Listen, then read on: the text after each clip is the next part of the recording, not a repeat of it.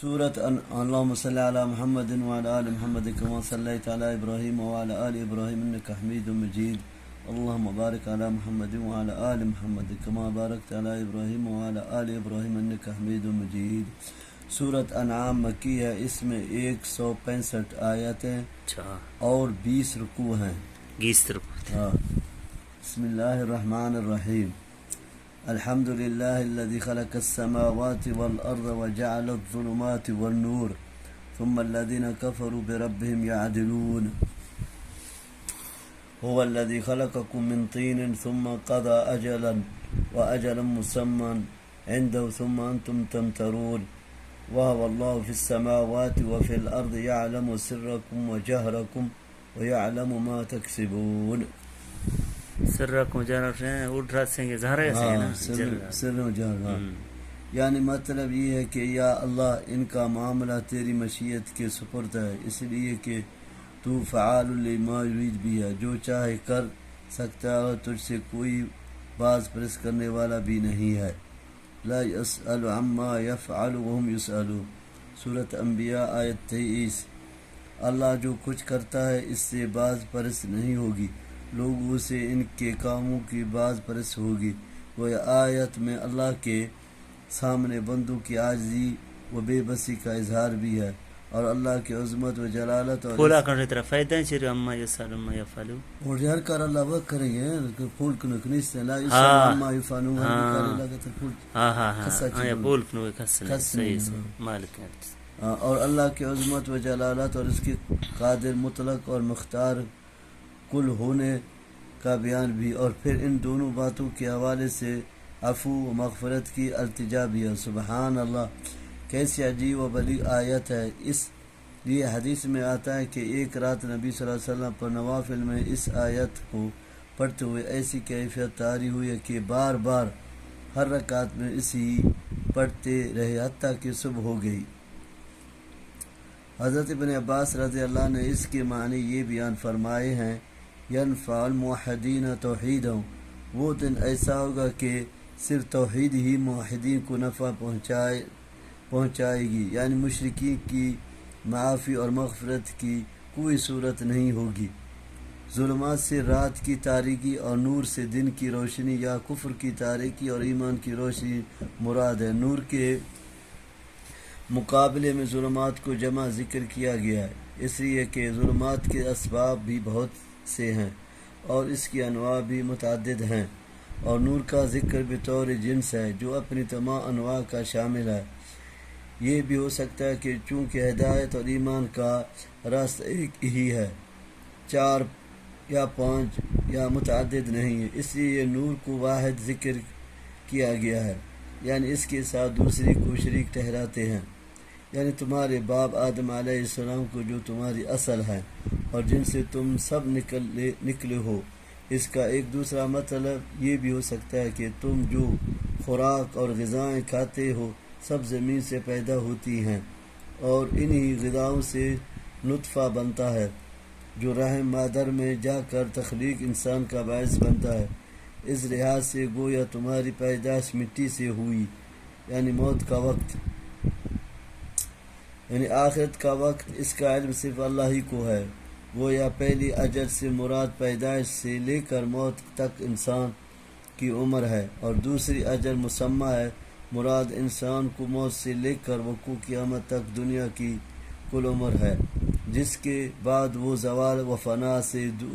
دوچار ہو جائے گی اور ایک دوسری دنیا یعنی آخرت کی زندگی کا آغاز ہو جائے گا. یعنی قیامت کے وقوع میں جیسا کہ کفار مشرک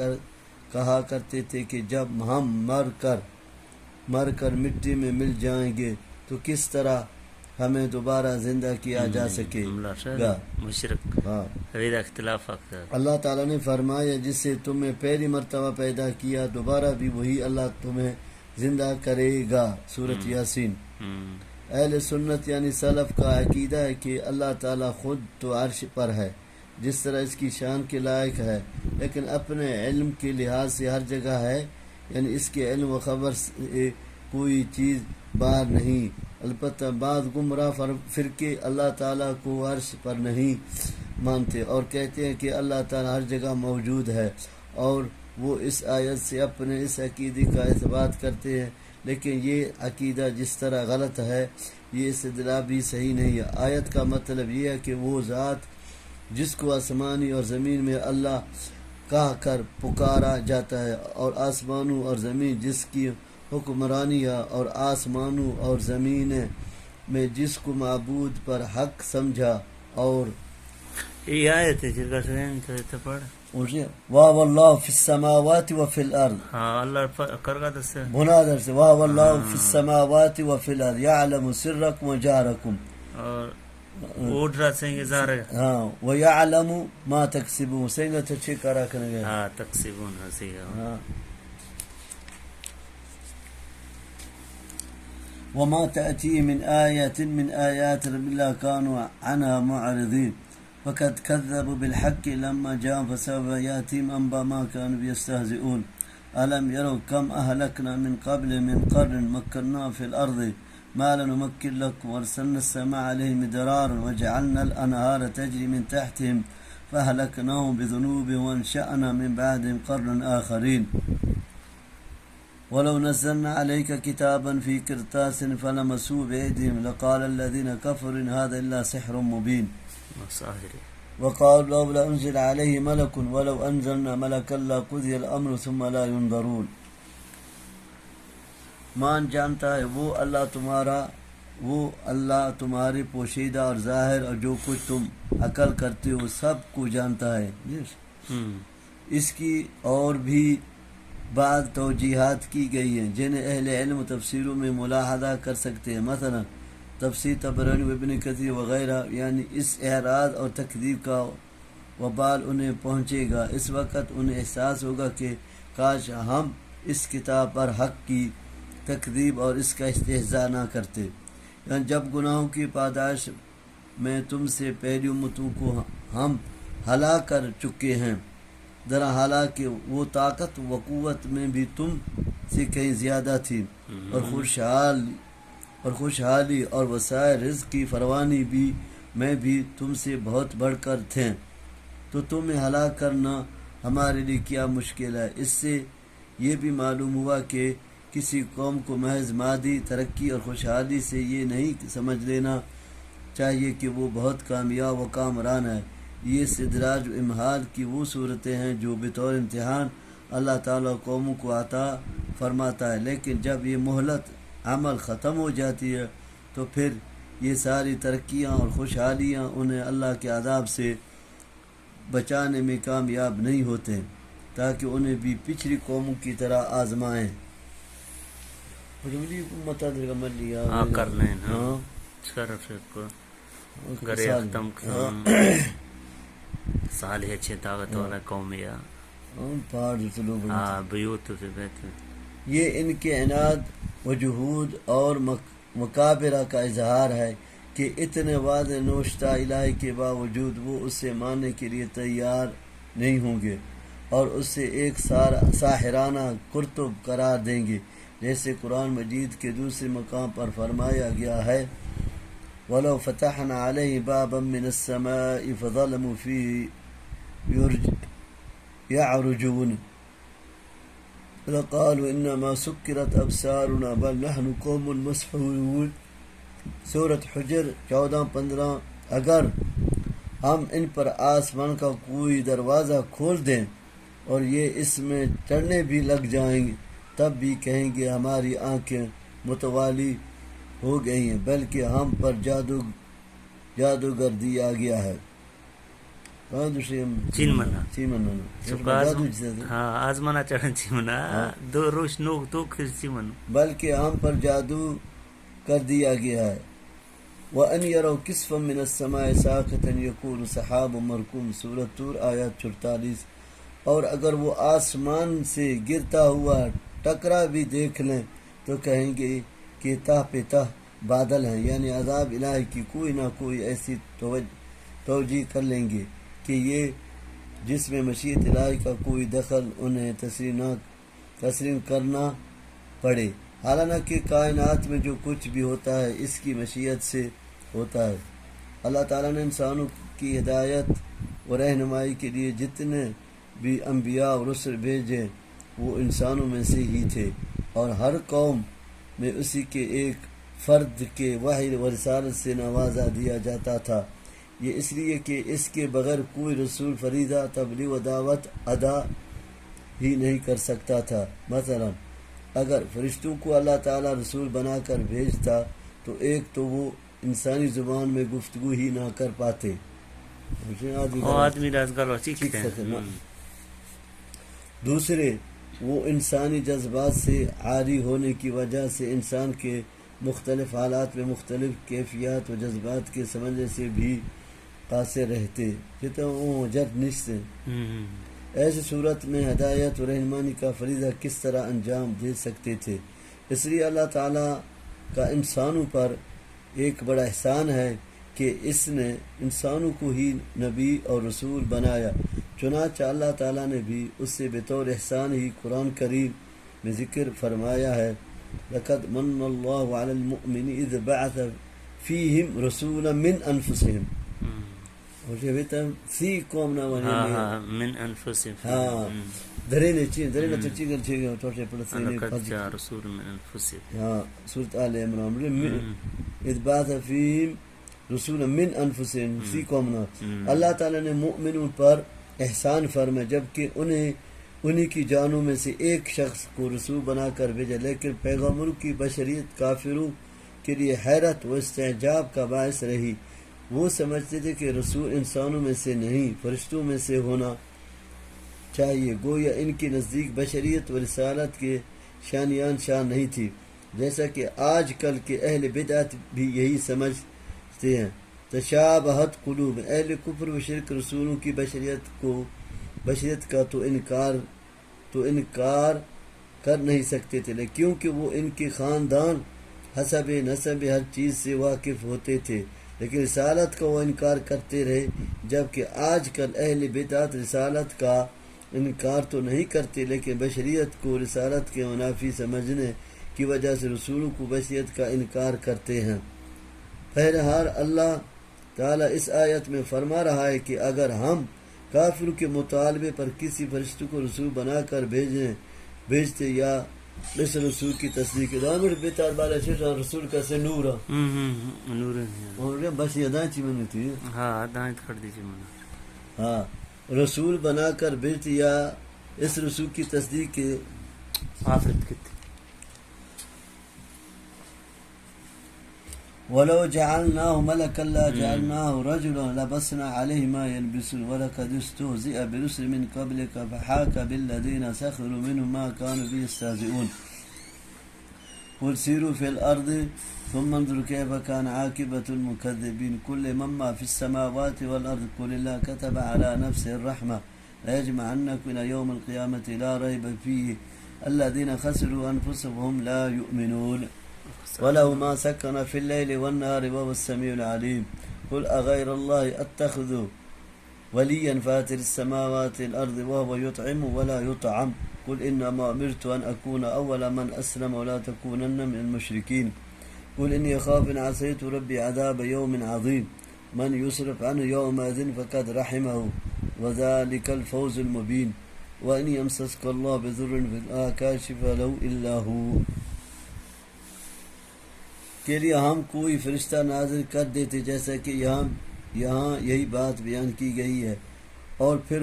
وہ اس پر ایمان نہ لاتے تو انہیں مہلت دیے بغیر ہلاک کر دیا جاتا، یعنی اگر ہم فرشتے ہی کو رسول صلی اللہ علیہ وسلم بنا کر بھیجنے کا فیصلہ کرتے تو ظاہر ہر بات ہے کہ وہ فرشتے کی اصل شکل میں تو نہیں سکتا تھا، کیونکہ اسی طرح انسان اس سے خوف زدہ ہونے اور قریب و مانوس ہونے کے بجائے دور بھاگتے، اس لیے ناگزیر تھا کہ اسے انسانی شکل میں بھیجا جاتا، لیکن یہ تمہارے لیڈر پھر یہی اعتراض اور شبہ پیش کرتے کہ یہ تو انسان ہی نہیں ہے جو اس وقت بھی وہ رسول کی بشریت کے حوالے سے پیش کر رہے ہیں، تو پھر فرشتے کے بھیجنے کا بھی کیا فائدہ؟ جس طرح حدیث میں نبی صلی اللہ علیہ وسلم نے فرمایا جب اللہ تعالیٰ نے مخلوق کو پیدا فرمایا تو عرش پر یہ لکھ دیا رحمتی تغلب و غضبی، صحیح بخاری، یقیناً میری رحمت میرے غضب پر غالب ہے، لیکن یہ رحمت قیامت والے دن صرف اہل ایمان کے لیے ہوگی، کافروں کے لیے رب سخت غضب ناک ہوگا۔ مطلب یہ ہے کہ دنیا میں تو اس کی رحمت یقیناً عام ہے، کسی شکل دنیا چکر جو کل نہیں چکر عام ہے، جس سے مؤمن اور کافر، نیک اور بد، فرما برادر اور نافرما سب ہی فیض یاب ہو رہے ہیں، فائدہ زیر گئے اور سب فیض یاب، کوئی اللہ چل لگے چل رہے۔ اللہ تعالیٰ کسی شخص کی بھی روزی نافرمانی کرنے کی وجہ سے بند نہیں کرتا، لیکن اس کی رحمت کا یہ عموم صرف دنیا کی حد تک ہے۔ آخرت میں جو کہ دار جزا ہے، وہاں اللہ کی صفت عدل کا کامل ظہور ہوگا، جس کے نتیجے میں اہل ایمان و امان رحمت میں جگہ پائیں گے، اور اہل کفر و فسق جہنم کی دائمی عذاب کے مستحق ٹھہریں گے۔ اس لیے قرآن میں فرمایا گیا ہے وَرَحْمَتِ وَسِعَتْ كُلَّ شَيْءٍ وَسَأَكْتُبُهَا لِلَّذِينَ يَتَّقُونَ وَيُؤْتُونَ الزَّكَاةَ وَالَّذِينَ هُمْ بِآيَاتِنَا يُؤْمِنُونَ، اور میری رحمت تمام اشیاء پر محیط ہے، تو وہ رحمت ان لوگوں کے نام ضرور لکھوں گا جو اللہ سے ڈرتے ہیں اور زکوٰۃ دیتے ہیں، اور جو ہماری آیتوں پر ایمان لاتے ہیں۔ ولی سے مراد یہاں معبود ہیں، جیسا کہ ترجمہ سے واضح ہے، ورنہ دوست بنانا تو جائز ہے، یعنی اگر میں نے بھی رب کی نافرمانی کرتے ہوئے اللہ کو چھوڑ کر کسی اور کو معبود بنا لے تو میں بھی اللہ کے عذاب سے نہیں بچ سکوں گا، جس طرح دوسرے مقام پر فرمایا فمن زحزح عن النار وادخل الجنة فقد فاز، سورۃ آل عمران 185۔ جو آگ سے دور اور جنت میں داخل کر دیا گیا وہ کامیاب ہو گیا، اس لیے کہ کامیابی خسارے سے بچ جانے اور نفع حاصل کر لینے کا نام ہے، اور جنت سے بڑھ کر نفع کیا ہوگا۔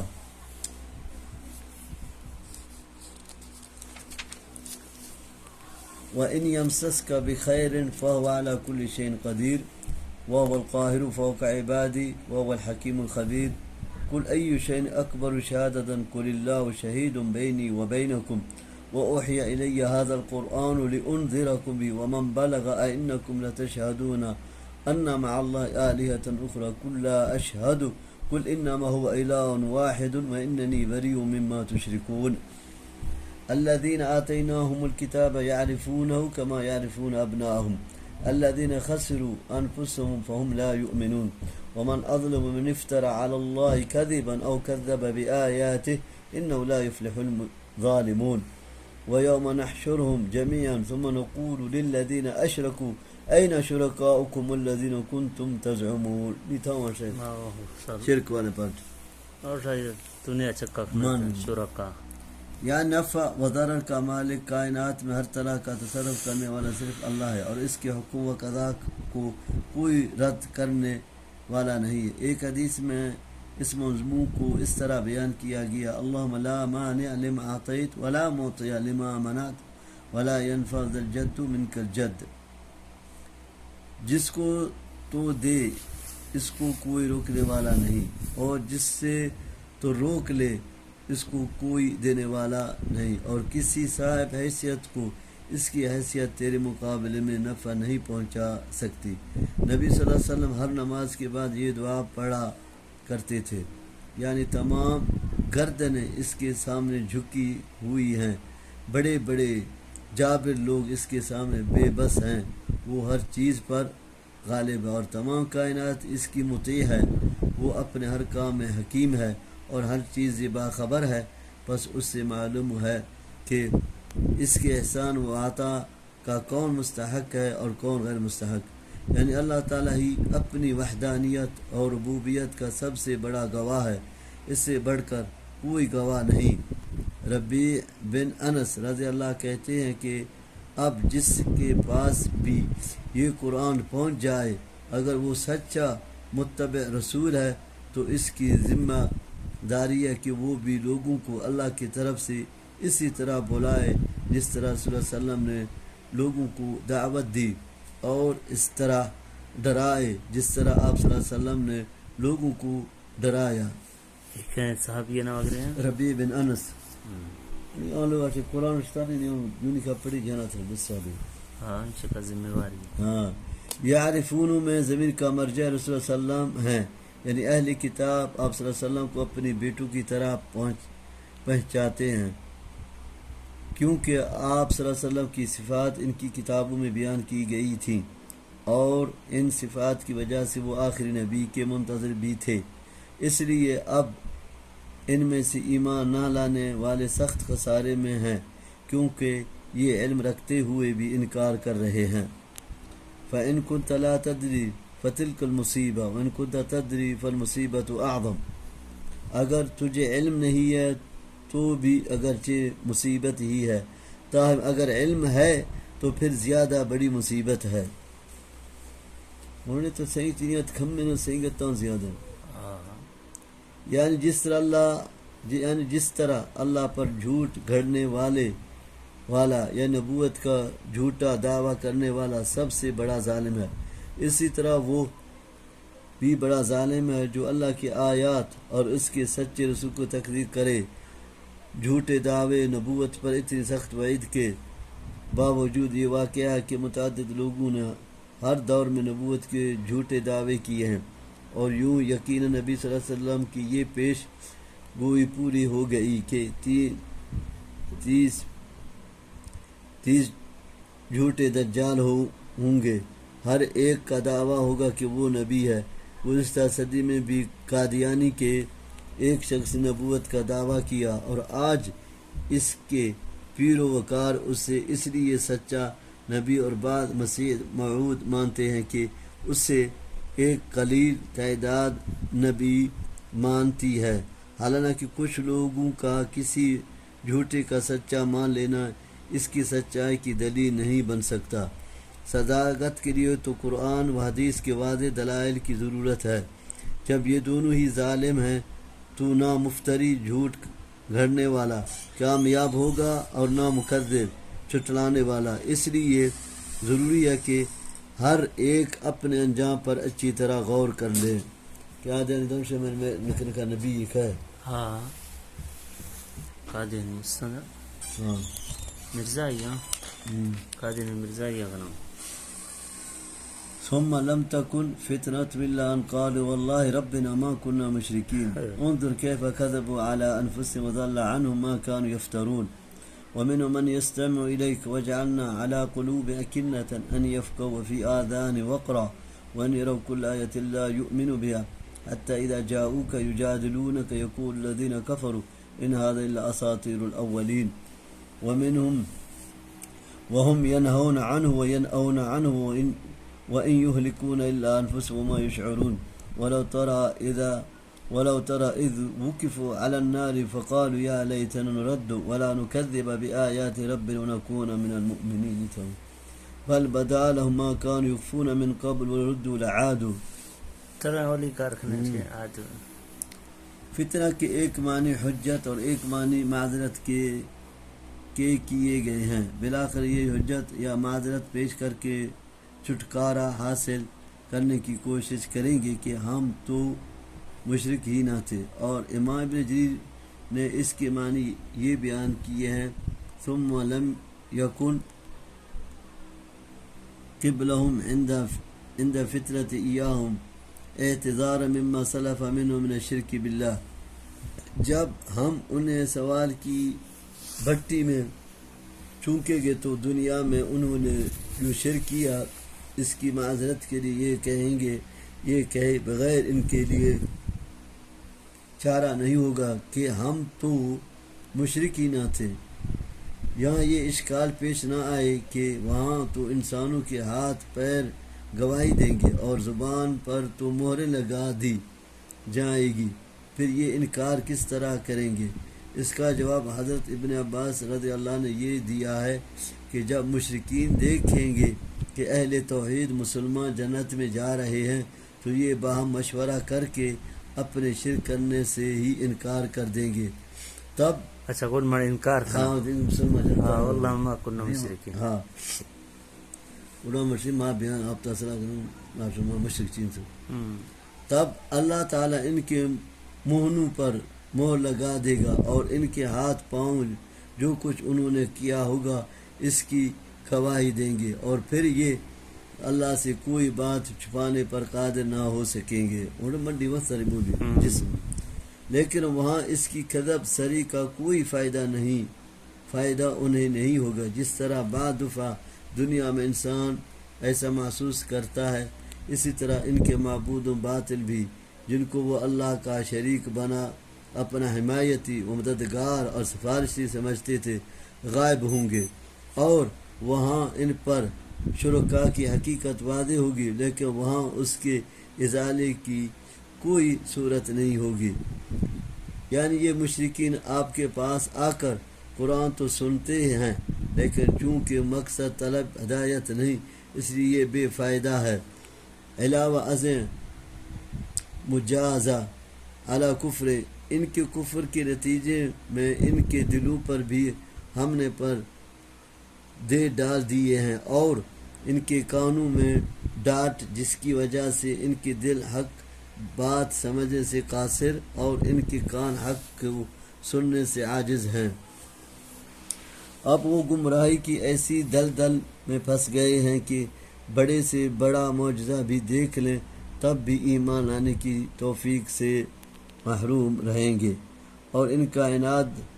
व जुहूद इतना बढ़ गया कि वो कुरान करीम को पहले लोगों की बेसनद कहानियाँ कहते हैं। यानी आम लोगों को आप सल्लल्लाहु अलैहि वसल्लम से और कुरान से रोकते हैं ताकि वो ईमान ना लाएं और ख़ुद भी दूर दूर रहते हैं। लेकिन लोगों को रोकना और ख़ुद भी दूर रहना, इसलिए इससे हमारा या हमारे पैगम्बर सल्लल्लाहु अलैहि वसल्लम का क्या बिगड़ेगा। इसी तरह के काम करके वो ख़ुद ही बेशऊर में अपनी हलाकत का सामान कर रहे हैं।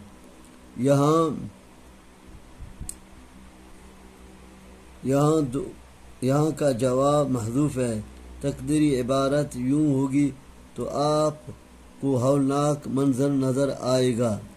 लेकिन वहाँ से दोबारा दुनिया में आना मुमकिन ही नहीं होगा कि वो अपनी इस आरज़ू की तकमील कर सकें। काफिरों की इस आरज़ू का कुरान ने मुतअद्दिद मकामात पर ज़िक्र किया है। मसलन रब्बना अखरिजना मिन्हा फ़इन्ना उदना फ़इन्ना ज़ालिमून क़ाल अख़्सू फ़ीहा वला तुकल्लिमून,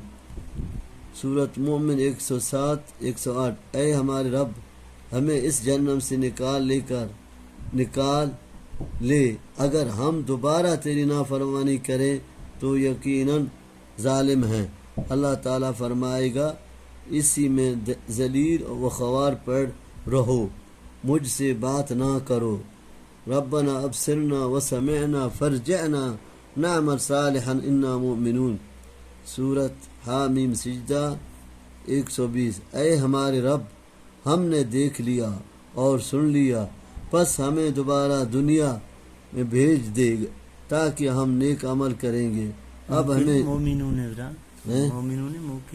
हाँ ये तो बताइए। रब्बना अखरिजना चाहिए हाँ क़ाल अख़्सू फ़ीहा वला तुकल्लिमून और इस फरजिअना नअमल सालिहन इन्ना मूकिनून मूकिनून। ऐ हमारे रब, हमने देख लिया और सुन लिया, बस हमें दोबारा दुनिया में भेज दे ताकि हम नेक अमल करें। अब हमें यकीन आ गया है। बल जो इज़राब यानी पहली बात से गज़ेर करने के लिए आता है, इसकी कई मफ़हूम बयान किए गए हैं। नंबर 1, इनके लिए वो कुफ्र और इनाद तकज़ीब ज़ाहिर हो जाएगी जो इससे कबल वो दुनिया या आखिरत में छुपाते थे, यानी जिसका इनकार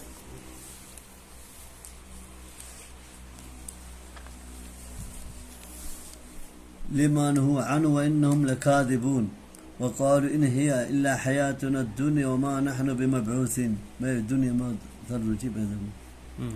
वलौ तरा इज़ वुक़िफ़ू अला रब्बिहिम क़ाल अलैसा हाज़ा बिलहक़ क़ालू बला व रब्बिना क़ाल फ़ज़ूक़ुल अज़ाब बिमा कुन्तुम तकफ़ुरून क़द ख़सिर अल्लज़ीना कज़्ज़बू बिलिक़ाइल्लाहि हत्ता इज़ा जाअतहुमुस साअतु बग़ततन قالوا يا حسرتنا على ما فرطنا فيه وهم يحملون أوزارهم على ظهورهم ألا ساء ما يزرون وما الحياة الدنيا إلا لعب ولهو وللدار الآخرة خير للذين يتقون أفلا تعقلون قد نعلم إنه لا يحزنك الذين يقولون فإنهم لا يكذبونك ولكن الظالمين بآيات الله يجهدون ولقد كذبت رسل من قبلك فصبروا على ما كذبوا وأوذوا حتى أتاهم نصرنا ولا مبدل لكلمات الله ولقد جاءك من نبأ المرسلين. کرتے تھے جیسے وہاں بھی ابتدا کہیں گے ما کننا مشرک، ہم تو مشرک ہی نہ تھے. نمبر 2، یا رسول اللہ صلی اللہ علیہ وسلم اور قرآن کریم کی صداقت کا علم جو ان کے دلوں میں تھا لیکن اپنے پیروکاروں سے چھپاتے تھے وہاں ظاہر ہو جائے گا. نمبر 3، ظاہرہ بھی اور قیامت رشا. نمبر 3، یا منافقین کا وہ نفاق وہاں ظاہر ہو جائے گا جس سے وہ دنیا میں اہل ایمان سے چھپاتے تھے. دنیا سے کہا تھا مرشد نفاق دیا چھپا دو آخرت میں پتہ کفی نا ہر چیز ظاہر. ہاں، یعنی دوبارہ دنیا میں آنے کی خواہش ایمان لانے کے لیے نہیں، صرف عذاب سے بچنے کے لیے ہے جو ان پر قیامت کے دن ظاہر ہو جائے گا اور جس کا وہ معائنہ کر لیں گے. ورنہ اگر یہ دنیا میں دوبارہ بھیج دیے جائیں تب بھی یہ وہی کچھ کریں گے جو پہلے کرتے رہے ہیں. یہ باعث بعد مرنے کے بعد دوبارہ جی اٹھنے کا انکار ہے جو ہر کافر کرتا ہے اور اس حقیقت سے انکار ہی دراصل ان کی کفر و عصیان کی سب سے بڑی وجہ ہے. ورنہ اگر انسان کے دل میں صحیح معنوں میں اس عقیدہ آخرت کی صداقت راسخ ہو جائے تو کفر و عصیان کے راستے سے فوراً تائب ہو جائے. یعنی آنکھوں سے مشاہدہ کرنے کے بعد تو وہ اعتراف کر لیں گے کہ آخرت کی زندگی واقعی برحق ہے، لیکن وہاں اس اعتراف کا کوئی فائدہ نہیں ہوگا اور اللہ تعالیٰ ان سے فرمائے گا کہ اب تو اپنے کفر کے بدلے میں عذاب کا مزہ چکھو. اللہ تعالیٰ کی ملاقات کی تکذیب کرنے والے جس خسارے اور نام مرادی سے دوچار ہوں گے، اپنی کوتاہیوں پر جس طرح نادم ہوں گے اور برے اعمال کا جو بوجھ اپنے اوپر لادے ہوں گے. آیت میں اس کا نقشہ کھینچنا گیا ہے. فرطنا فیہا من ضمیر الساعہ کی طرف سے راجع ہے، یعنی قیامت کی تیاری اور تصدیق کے معاملے میں جو کوتاہی ہم سے ہوئی یا صفقہ سودا کی طرف راجع ہے جو اگرچہ عبارت میں موجود نہیں ہے لیکن سیاق اس پر دلالت کنا ہے، اس لیے کہ نقصان سودے میں ہی ہوتا ہے اور مراد اس سودے سے وہ ہے جو ایمان کے بدلے کفر خرید کر انہوں نے کیا. یعنی یہ سودا اگر کہ ہم نے سخت کوتاہی کی یا حیا کی طرف راجع ہے، یعنی ہم نے اپنی زندگی میں برائیوں اور کفر و شرک کا ارتکاب کر کے جو کوتاہیوں کے نبی صلی اللہ علیہ وسلم کو کفار کی طرف سے اپنی تکذیب کی وجہ سے جو غم و حزن پہنچتا اس کے ازالے اور آپ کی تسلی کے لیے فرمایا جا رہا ہے کہ یہ تکذیب آپ کی نہیں، آپ کو تو وہ صادق و امین مانتے ہیں. دراصل یہ آیت الہی کی تکذیب ہے اور یہ ایک ظلم ہے جس کا وہ ارتکاب کر رہے ہیں. ترمذی وغیرہ کی ایک روایت میں ہے کہ ابو جہل نے ایک بار رسول اللہ صلی اللہ علیہ وسلم سے کہا، اے محمد صلی اللہ علیہ وسلم، ہم تم کو نہیں بلکہ جو کچھ تم لے کر آئے ہوں اس کو چھٹلاتے ہیں. اس پر یہ آیت نازل ہوئی. ترمذی کی یہ روایت ہے، اگرچہ سند ضعیف ہے لیکن دوسری صحیح روایت سے اس امر کی تصدیق ہوتی ہے کہ کفار مکہ نبی صلی اللہ علیہ وسلم کی امانت و دیانت اور صداقت کے قائل تھے، لیکن اس کے باوجود وہ آپ صلی اللہ علیہ وسلم کی رسالت پر ایمان لانے سے گزیرہ رہے. آج بھی جو لوگ نبی صلی اللہ علیہ وسلم کے حسن اخلاق، رفعت کردار اور امانت و صداقت کو تو خوب جھوم کر بیان کرتے ہیں اور اس موضوع پر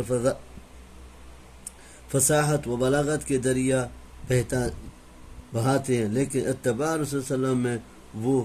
انقباض محسوس کرتے، آپ کی بات کے مقابلے میں فقہ و قیاس اور اقوال ائمہ کو ترجیح دیتے ہیں۔ انہیں وہ سوچنا چاہیے کہ یہ کس کا کردار ہے جسے انہوں نے اپنایا ہوا ہے۔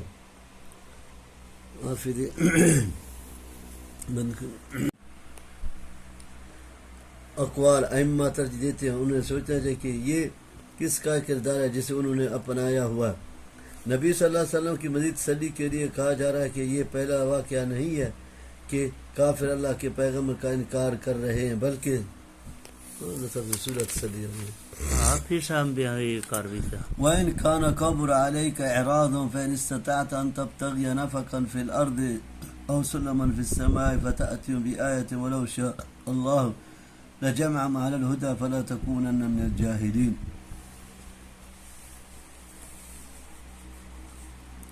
إنما يستجيب الذين يسمعون والموتى يبعثهم الله ثم إليه يرجعون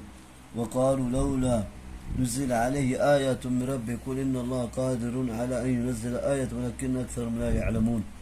وما من دابة في الأرض ولا طائر يطير بجناحيه إلا أمثالكم ما فرطنا في الكتاب من شيء ثم إلى ربهم يحشرون۔ اس سے پہلے بھی بہت سے رسول گزر چکے ہیں جن کی تکذیب کی جاتی رہی ہے، بس آپ بھی ان کی اقتداء کرتے ہوئے اس طرح صبر اور حوصلے سے کام لیں جس طرح انہوں نے تکذیب اور اذاں پر صبر سے کام لی، حتیٰ کہ آپ کے پاس بھی اسی طرح ہماری مدد آ جائے جس طرح پہلے رسولوں کی ہم نے مدد کی، اور ہم اپنے وعدے کی خلاف نہیں کرتے۔ ہم نے وعدہ کیا ہوا ہے اِنَّا لَنَنصُرُ رُسُلَنَا وَالَّذِينَ آمَنُوا،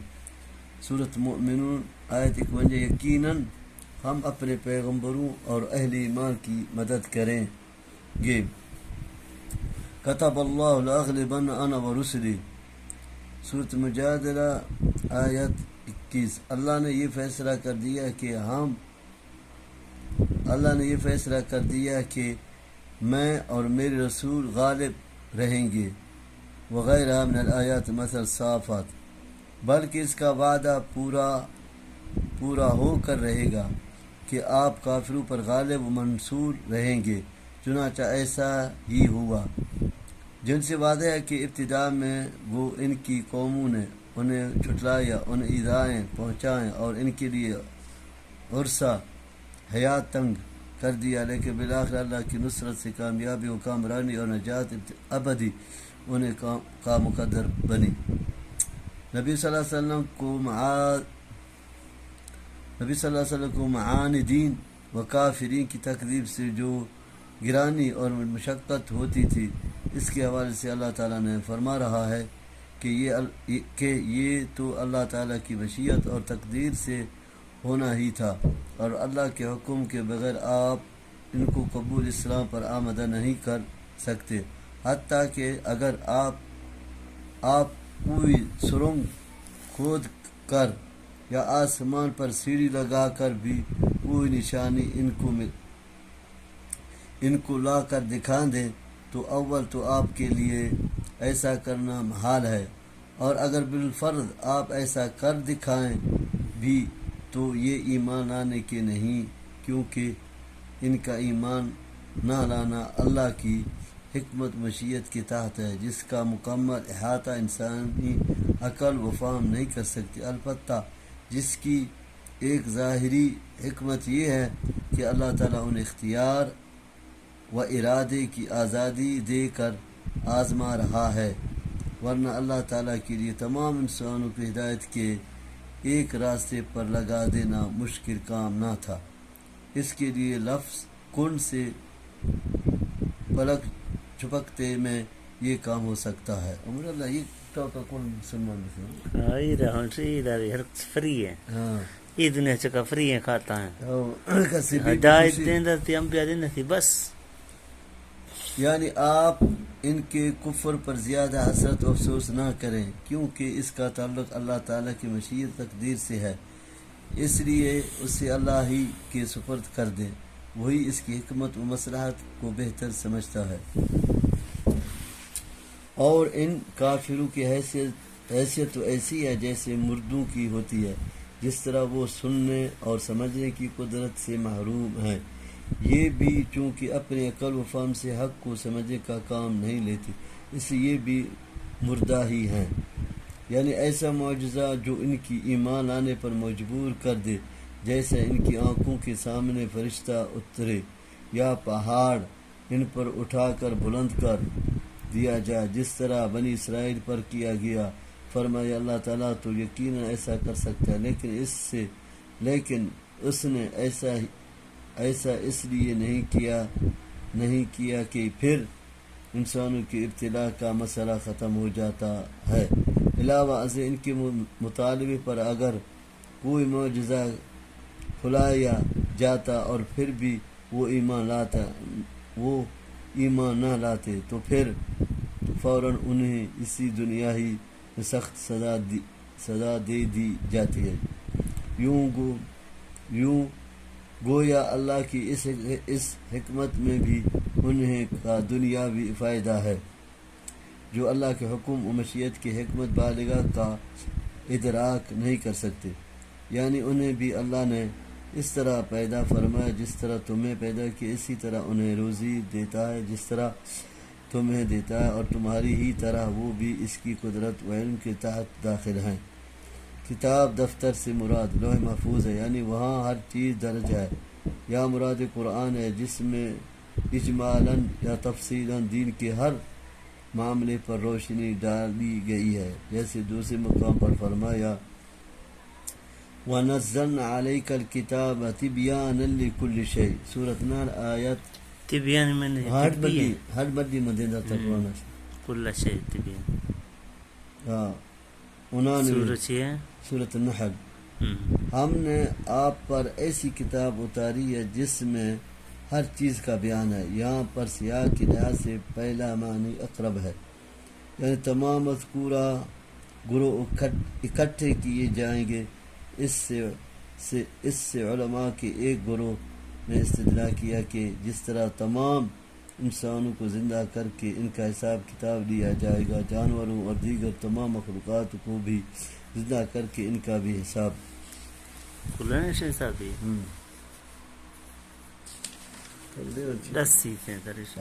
انسان دسی ترجمہ ختم۔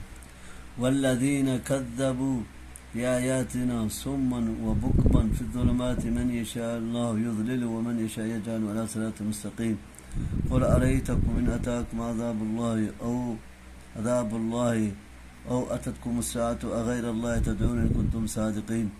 بل ایاہ تدعون فیکشف ما تدعون علیہ ان شاء وتنسون ما تشرکون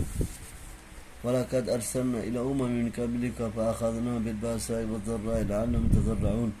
فَلَوْلَا إِذْ جَاءَهُم بَأْسُنَا تَضَرَّعُوا وَلَكِنْ قَسَتْ قُلُوبُهُمْ وَزَيَّنَ لَهُمُ الشَّيْطَانُ مَا كَانُوا يَعْمَلُونَ فَلَمَّا نَسُوا مَا ذُكِّرُوا بِهِ فَتَحْنَا عَلَيْهِمْ أَبْوَابَ كُلِّ شَيْءٍ حَتَّى إِذَا فَرِحُوا بِمَا أُوتُوا أَخَذْنَاهُم بَغْتَةً فَإِذَا هُم مُبْلِسُونَ فَقُطِعَ دَابِرُ الْقَوْمِ الَّذِينَ ظَلَمُوا وَالْحَمْدُ لِلَّهِ رَبِّ الْعَالَمِينَ۔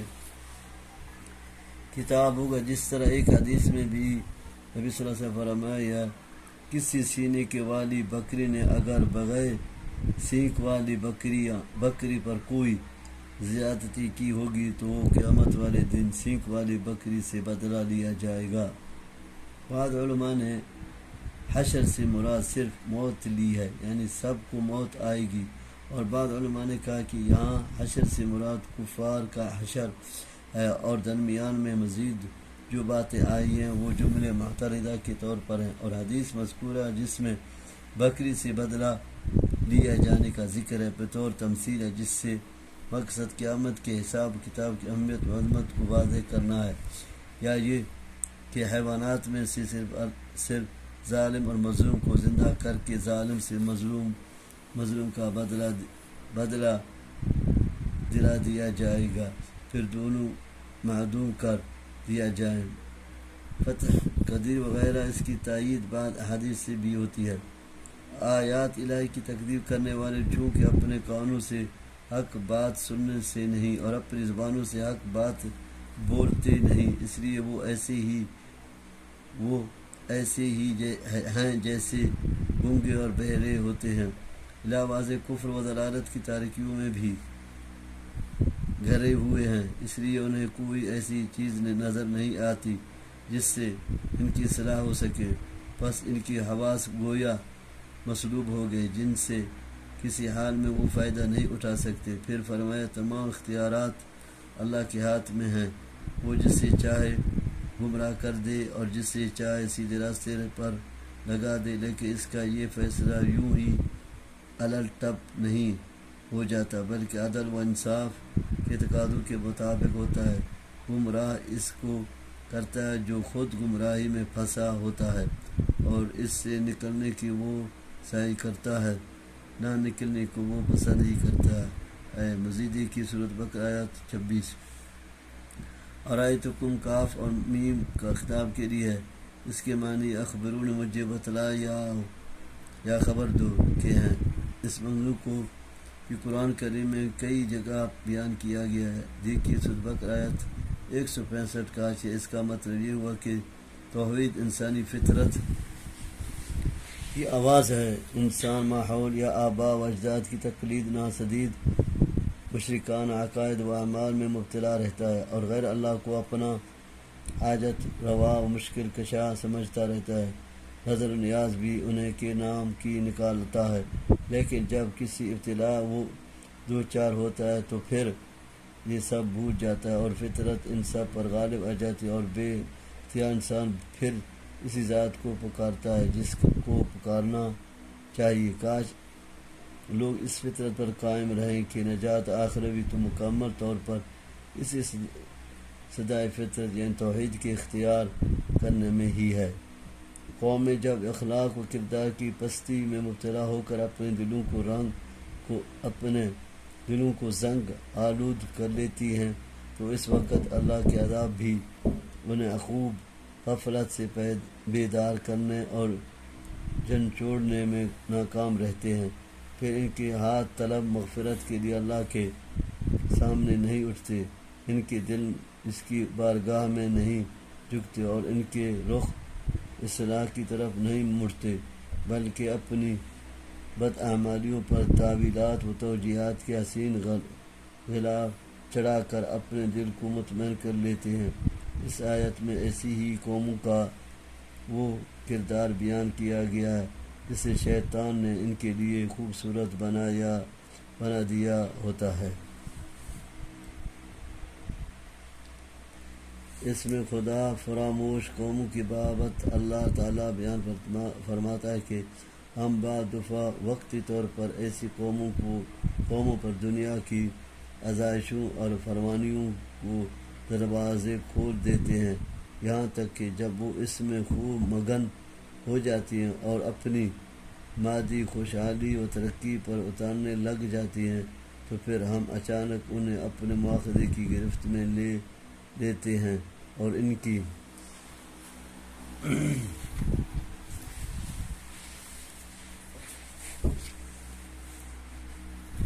جڑ ہی کاٹ کر رکھ دیتے ہیں۔ حدیث میں بھی آتا ہے قُلْ أَرَأَيْتُمْ إِنْ أَخَذَ اللَّهُ سَمْعَكُمْ وَأَبْصَارَكُمْ وَخَتَمَ عَلَى قُلُوبِكُمْ مَنْ إِلَٰهٌ غَيْرُ اللَّهِ يَأْتِيكُمْ بِهِ انظُرْ كَيْفَ نُصَرِّفُ الْآيَاتِ ثُمَّ هُمْ يَصْدِفُونَ قُلْ أَرَأَيْتَكُمْ إِنْ أَتَاكُمْ عَذَابُ اللَّهِ بَغْتَةً أَوْ جَهْرَةً هَلْ يُهْلَكُ إِلَّا الْقَوْمُ الظَّالِمُونَ وَمَا نُرْسِلُ الْمُرْسَلِينَ إِلَّا مُبَشِّرِينَ وَمُنذِرِينَ فَمَنْ آمَنَ وَأَصْلَحَ فَلَا خَوْفٌ عَلَيْهِمْ وَلَا هُمْ يَحْزَنُونَ والذين كذبوا بآياتنا يمسهم العذاب بما كانوا يفسقون قل لا أقول لكم عندي خزائن الله ولا أعلم الغيب ولا أقول لكم إني ملك إن أتبع إلا ما يوحى إلي قل هل يستوي الأعمى والبصير أفلا تتفكرون۔ جڑ ہی کاٹ کر رکھ دیتے ہیں۔ حدیث میں بھی آتا ہے، نبی صلی اللہ علیہ وسلم فرمایا کہ جب تم دیکھو کہ اللہ تعالیٰ نافرمانیوں کے باوجود کسی کو اس کی خواہشات کے مطابق دنیا دے رہا ہے تو یہ استدراج ڈھیل دینا ہے۔ پھر آپ نے یہی آیت تلاوت فرمائی ہے۔ قرآن کریم ہے کہ اس آیت اور حدیث نبوی صلی اللہ علیہ وسلم سے معلوم ہوا کہ دنیوی ترقی اور خوشحالی اس بات کی دلیل نہیں ہے کہ جس فرد یا قوم کو یہ حاصل ہو تو وہ اللہ کی چھتی ہے اور اللہ تعالیٰ اس سے خوش ہے، جیسا کہ بعض لوگ ایسا سمجھتے ہیں، بلکہ بات تو انہیں ان الارض یرثها عبادی الصالحون سورۃ انبیاء 105 کا مصداق قرار دے کر انہیں اللہ کے نیک بندے تک قرار دیتے ہیں۔ ایسا سمجھنا اور کہنا غلط ہے۔ گمراہ قوموں یا افراد کی دنیوی خوشحالی ابتلاء اور مہلت کے طور پر ہے، نہ کہ یہ ان کے کفر و معاصی کا حوصلہ ہے۔ آنکھیں، کان اور دل یہ انسان کی نہایت اہم اعضاء و جوارح ہیں۔ اللہ تعالیٰ فرما رہا ہے کہ اگر وہ چاہے تو ان کی وہ خصوصیات سلب کر لے جو اللہ نے ان کے اندر رکھی ہیں، یعنی سننے، دیکھنے، سمجھنے کی خصوصیات۔ جس طرح کافروں کے یہ اعضاء ان خصوصیات سے محروم ہوتے ہیں، یا اگر وہ چاہے تو اعضاء کو ویسے ہی ختم کر دے۔ وہ دونوں ہی باتوں پر قادر ہے، اس کی گرفت سے کوئی بچ نہیں سکتا مگر یہ کہ وہ خود کسی کو بچانا چاہے۔ آیت کو مختلف پہلوؤں سے پیش کرنے کا مطلب ہے کبھی انذار و تبشیر اور ترغیب و ترہیب کے ذریعے سے، اور کبھی کسی اور ذریعے سے۔ بغتہ بے خبری سے مراد رات اور جہرہ خبرداری سے دن مراد ہے، جس سے سورۃ یونس بیاتن او نہارن سورۃ یونس 50 سے تعبیر کیا گیا کہ یعنی دن کو عذاب آ جائے یا رات کو۔ یہ پھر بغتہ وہ عذاب ہے جو اچانک بغیر تمہید اور مقدمات کے آ جائے، اور جہرہ وہ عذاب جو تمہید اور مقدمات کے بعد آئے۔ یہ عذاب جو قوموں کی ہلاکت کے لیے آتا ہے، ان ہی پر آتا ہے جو ظالم ہوتی ہیں، ان کفر و طغیان معصیت الہی میں حد سے تجاوز کر جاتی ہیں۔ وہ اطاعت گزاروں کو ان نعمتوں اور اجر جزیر کی خوشخبری دیتے ہیں جو اللہ تعالیٰ نے جنت کی صورت میں ان کے لیے تیار کر رکھا ہے، اور نافرمانوں کو ان عذابوں سے ڈراتے ہیں جو اللہ نے ان کے لیے جہنم کی صورت میں تیار کیے ہوئے ہیں۔ مستقبل یعنی آخرت میں پیش آنے والے حالات کا انہیں اندیشہ نہیں، اور اپنے پیچھے دنیا میں جو کچھ چھوڑ آئے یا دنیا کی جو آسودگیاں وہ حاصل نہ کر سکے، اس پر وہ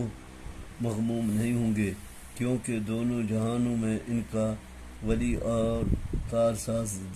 ساز و رب ہے جو دونوں ہی جہانوں کا رب ہے۔ یعنی ان کو عذاب اس لیے پہنچے گا کہ انہوں نے تکذیب کا راستہ اختیار کیا، اللہ کی اطاعت اور اس کے اوامر کی پرواہ نہیں کی، اور اس کے محارم و مناہی کا ارتکاب بلکہ اس کی حرمتوں کو پامال کیا۔ میرے پاس اللہ کے خزانے بھی نہیں، جس سے مراد ہر طرح کی قدرت و طاقت ہے کہ میں تمہیں اللہ کے اذان و مشیت کے بغیر کوئی ایسا بڑا معجزہ صادر کر کے دکھا سکوں جیسا کہ تم چاہتے ہو، جسے دیکھ کر تمہیں میری صداقت کا یقین ہو۔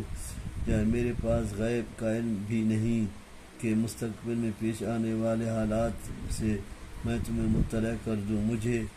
فرشتہ ہونے کا دعویٰ بھی نہیں کہ تم مجھے ایسے خرق عادات امور پر مجبور کرو جو انسانی طاقت سے بالا ہوں۔ میں تو صرف اس کا وحی کا پیرو ہوں جو مجھ پر نازل ہوتی ہے، اور اس میں حدیث بھی شامل ہے، جیسا کہ آپ نے فرمایا اتیت القرآن ومثلہما، مجھے قرآن کے ساتھ اس کی مثل بھی دیا گیا ہے۔ یہ مثل حدیث رسول صلی اللہ علیہ وسلم ہی ہے۔ یہ استفہام انکار کے لیے ہے، یعنی اندھا اور بینا، گمراہ اور ہدایت یافتہ اور مومن و کافر برابر نہیں ہو سکتے۔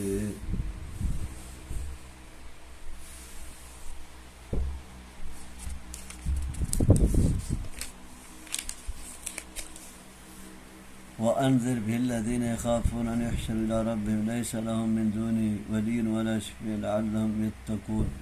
لا تطرد الذين يدعون ربهم بالغداوة والعشي يريدون وجهه ما عليك من حسابهم من شيء وما من حسابك عليهم من شيء فتطردهم وتكون من الظالمين وكذلك فتنا بعضهم ببعض ليقولوا أهؤلاء من الله عليهم من بيننا أليس الله بأعلم بالشاكرين وإذا جاءك الذين يؤمنون بآيات فقل سلام عليكم كتب ربكم على نفسه رحمته أنه من عمل منكم سوءا بجهالة ثم تاب من بعد واصلح فأنه غفور رحيم وكذلك نفصل الآيات لتستبين سبيل المجرمين. یعنی انذار کا فائدہ ایسے ہی لوگوں کو ہو سکتا ہے، ورنہ جو بعث بعد الموت اور حشر و نشر پر یقین ہی نہیں رکھتے وہ اپنے کفر و جحود پر ہی قائم رہتے ہیں۔ علاوہ ازیں اس میں ان کا اہل کتاب اور کافروں کو مشرک کا رد بھی ہے جو اپنے آبا اور اپنے بتوں کو اپنا سفارشی سمجھتے تھے۔ نیز آر ساز اور سفارشی نہیں ہوگا کا مطلب یعنی ان کے لیے جو عذاب جہنم کے مستحق قرار پا چکے ہوں گے، ورنہ مومنوں کے لیے تو اللہ نیک بندے اور اللہ کے حکم سے سفارش کریں گے، یعنی شفاعت کی نفی اہل کفر و شرک کے لیے ہے، اور اس کا اثبات ان کے لیے جو گناہ گار مومن موحد ہوں گے۔ اسی طرح دونوں قسم کی آیات میں کوئی تعارض بھی نہیں ہو رہتا، یعنی یہ بے سہارا اور غریب مسلمان جو بڑے اخلاص سے رات دن اپنے رب کو پکارتے ہیں، یعنی اس کی عبادت کرتے ہیں، آپ مشرکین کے اس طعن یا مطالبہ سے کہ اے محمد صلی اللہ علیہ وسلم تمہارے ارد گرد تو غرباء و فقراء کا ہی ہجوم رہتا ہے، ذرا انہیں ہٹاؤ تو ہم بھی تمہارے ساتھ بیٹھیں۔ ان غرباء کو اپنے سے دور نہ کرنا بالخلوص جب کہ آپ کا کوئی حساب ان کے متعلق نہیں اور ان کا آپ کے متعلق نہیں، اگر آپ ایسا کریں گے تو یہ ظلم ہوگا جب آپ کے شایان شان نہیں۔ مقصد امت کو سمجھنا ہے کہ بے وسائل لوگوں کو حقیر سمجھنا یا ان کی صحبت سے گریز کرنا اور ان سے وابستگی نہ رکھنا یہ نادانوں کا کام ہے، اہل ایمان کا نہیں۔ اہل ایمان تو اہل ایمان سے محبت رکھتے ہیں، چاہے وہ غریب اور مسکین ہی کیوں نہ ہو۔ ابتدا میں اکثر غریب غلام قسم کے لوگ ہی مسلمان ہوئے تھے، اس لیے یہی چیز رؤساء کفار کی آزمائش کا ذریعہ بن گئی اور وہ ان غریبوں کا مذاق بھی اڑاتے اور جن پر ان کا بس چلتا انہیں تعذیب و اذیت سے بھی دوچار کرتے اور کہتے کہ کیا یہی لوگ ہیں جن پر اللہ نے احسان فرمایا ہے۔ مقصد ان کا یہ تھا کہ ایمان اور اسلام اگر واقعی اللہ کا احسان ہوتا تو یہ سب سے پہلے ہم پر ہوتا، جس طرح دوسرے مقام پر فرمائے لو کان خیر ما سبقون علیہ، سورۃ احقاف آیت 11۔ اگر یہ بہتر چیز ہوتی تو اس کے قبول کرنے میں یہ ہم سے سبقت نہ کرتے، یعنی ان ضعفاء کے مقابلے ہم پہلے مسلمان ہوتے۔ یعنی اللہ تعالیٰ ظاہری چمک دمک ٹھاٹ پھاٹ اور رئیسانہ کرو فرو وغیرہ نہیں دیکھتا، وہ تو دلوں کی کیفیت کو دیکھتا ہے، اور اس اعتبار سے وہ جانتا ہے کہ اس کے شکر گزار بندے اور حق شناس کون ہیں۔ بس اس نے ان کے اندر شکر گزاری کی خوبی دیکھی، انہیں ایمان کی سعادت سے سرفراز کر دیا۔ جس طرح حدیث میں آتا ہے اللہ تعالیٰ تمہاری صورت ہے اور تمہارے رنگ نہیں دیکھتا، وہ تمہارے دل اور تمہارے عمل دیکھتا ہے۔ یعنی ان پر سلام کر کے یا ان کے سلام کا جواب دے کر ان کی تقریم اور قدر افزائی کرے اور انہیں خوشخبری دیں کہ تفضل و احسان کے طور پر اللہ تعالیٰ نے اپنے شکر گزار بندوں پر اپنی رحمت کرنے کا فیصلہ کر رکھا ہے۔ جس طرح حدیث میں آتا ہے کہ جب اللہ تعالیٰ تخلیق کائنات سے فارغ ہو گیا تو اس نے عرش پر لکھ دیا ان رحمتی تغلب غضبی، میری رحمت میرے غضب پر غالب ہے۔ اس میں بھی اہل ایمان کے لیے بشارت ہے، کیونکہ انہی کی یہ صفت ہے اگر نادانی سے یا بے تقاضے بشریت کسی گناہ کا ارتکاب کر بیٹھتے ہیں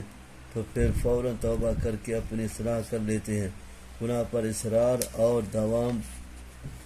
اور توبہ و انابت سے اراد نہیں کرتے۔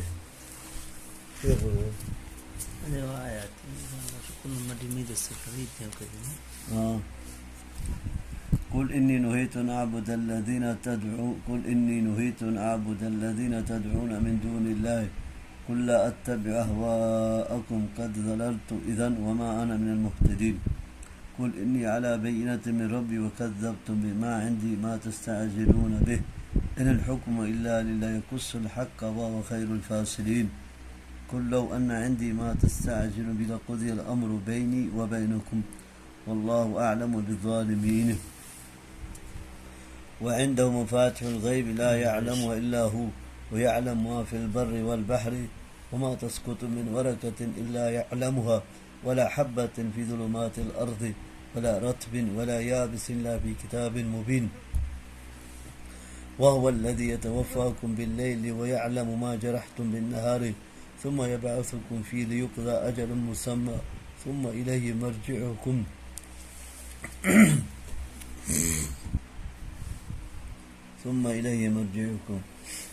یعنی اگر میں بھی تمہاری طرح اللہ کی عبادت کرنے کے بجائے تمہاری خواہشات کے مطابق غیر اللہ کی عبادت شروع کر دوں تو یقیناً میں بھی گمراہ ہو جاؤں گا۔ مطلب یہ کہ غیر اللہ کی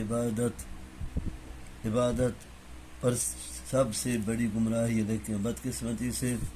یہ گمراہی اتنی ہی عام بھی ہے تاکہ مسلمان کو بھی ایک بہت بڑی تعداد اس میں مبتلا ہے۔ ہداہم اللہ،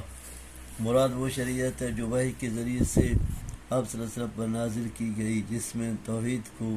اول حیثیت حاصل ہے۔ ان اللہ لا ينظر الى صورکم ولا الى اموالکم ولكن ينظر الى قلوبکم واعمالکم، تمام کائنات پر اللہ ہی کا حکم چلتا ہے اور تمام معاملات اس کے ہاتھ میں ہے، اس لیے تم جو چاہتے ہو کہ جلد ہی اللہ کا عذاب تم پر آ جائے تاکہ تمہیں میری صداقت یا کذب کا پتہ چل جائے، تو یہ بھی اللہ ہی کے اختیار میں ہے۔ وہ اگر چاہے تو تمہاری خواہشات کے مطابق جلدی عذاب بھیج کر تمہیں متنبہ یا تباہ کر دے، اور چاہے تو اس وقت تک تمہیں مہلت دے جب تک اس کی حکمت اس کی مقتضا ہو۔ یہ قصص سے ہے، یعنی یہ قصص حق بات بیان کرتا یا بتلاتا ہے، یا قصہ اثر کسی کے پیچھے پیروی کرنا سے ہے، یعنی یتبع الحق فیما یحکم بہ، اپنے فیصلوں میں وہ حق کی پیروی کرتا ہے، یعنی حق کے مطابق فیصلے کرتا ہے۔ یعنی اگر اللہ تعالیٰ میرے طلب کرنے پر فوراً عذاب بھیج دیتا یا اللہ تعالیٰ میرے اختیار میں یہ چیز دے دیتا تو پھر تمہاری خواہشات کے مطابق عذاب بھیج کر جلد ہی فیصلہ کر دیا جاتا، لیکن یہ معاملہ چونکہ کلیتاً اللہ کی مشیت پر موقوف ہے، اس لیے اس نے مجھے اس کا اختیار دیا ہے، اور نہ ہی ممکن ہے کہ میری درخواست پر فوراً عذاب نازل فرما دے۔ ضروری وضاحت، حدیث میں جو آتا ہے کہ ایک موقع پر اللہ کے حکم سے پہاڑوں کا فرشتہ نبی صلی اللہ علیہ وسلم کی خدمت میں آیا اور اس نے کہا کہ اگر آپ صلی اللہ علیہ وسلم حکم دیں تو میں ساری آبادی کو دونوں پہاڑوں کے درمیان کچل دوں۔ آپ صلی اللہ علیہ وسلم نے فرمایا نہیں، بلکہ مجھے امید ہے کہ اللہ تعالیٰ ان کی نسلوں سے اللہ کی عبادت کرنے والا پیدا فرمائے گا جو اس کے ساتھ کسی کو شریک نہیں ٹھہرائیں گے۔ heute eine Eulad Ibadat wala پیدا ہاں، ہونا اللہ کا یقین ہے یقین سبل ہے. حدیث میں آتا ہے زیر وضاحت کے خلاف نہیں، جیسا کہ بظاہر معلوم ہوتی ہے، اس لیے کہ آیت میں عذاب طلب کرنے پر عذاب دینے کا اظہار ہے، جبکہ اس حدیث میں مشرک کی طلب کیے بغیر صرف ان کی ایذا وہی کی وجہ سے ان پر عذاب بھیجنے کا ارادہ ظاہر کیا گیا ہے، جسے آپ صلی اللہ علیہ وسلم نے پسند نہیں فرمایا. کتاب مبین سے مراد لوح محفوظ ہے. اس آیت میں سے بھی معلوم ہوا کہ عالم الغیب صرف اللہ کی ذات ہے، غیب کے سارے خزانے اس کے پاس ہے. اسے کفار مشرکین اور معاودین کوكب عذاب دیا جائے، اس کا علم بھی صرف